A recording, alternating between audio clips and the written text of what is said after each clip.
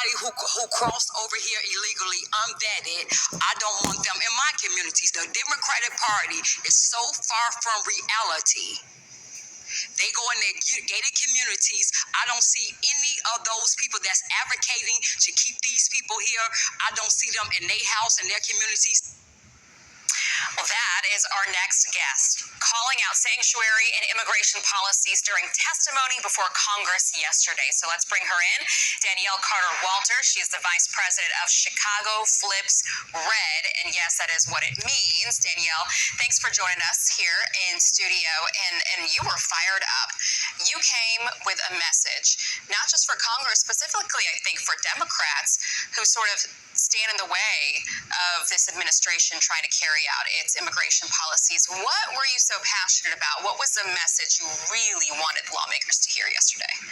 Yes, for far so long, we have allowed people who their reality is so far from our reality to tell our story. And our voice has been silenced.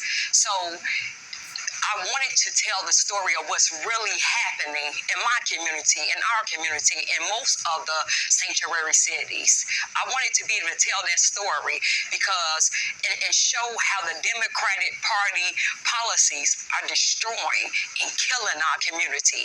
And so long we allow Jasmine Crockett and we allow Al Sharpton to tell these false narratives about what's going on.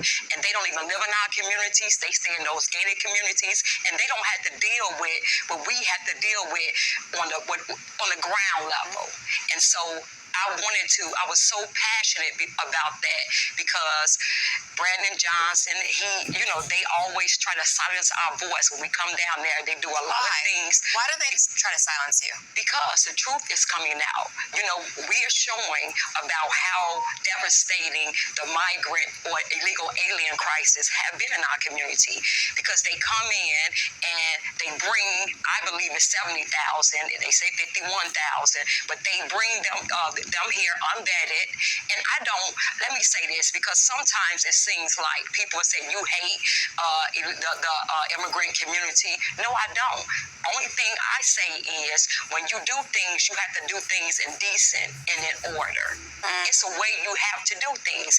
We as American citizens, if we break the law, guess what? They're going to take us to jail. And if I have my kid with me, guess what's going to happen? My kid is going to go to DCFS or wherever they go to. They're going to separate me and my kid. I'm going to go to jail, and my kid is going to go to foster home. We know you love that city. Born and bred. I know you have a ton of family there, so this is very important to you. And we know that you're going to be an outspoken voice on behalf of your city. Thanks for visiting Washington and letting those lawmakers know the reality. Yes. Yeah, can I say this? Sure. We demand a forensic audit of how our taxpayer dollars were spent on that migrant crisis. Well, maybe Elon Musk is listening. Thank you. Give you one.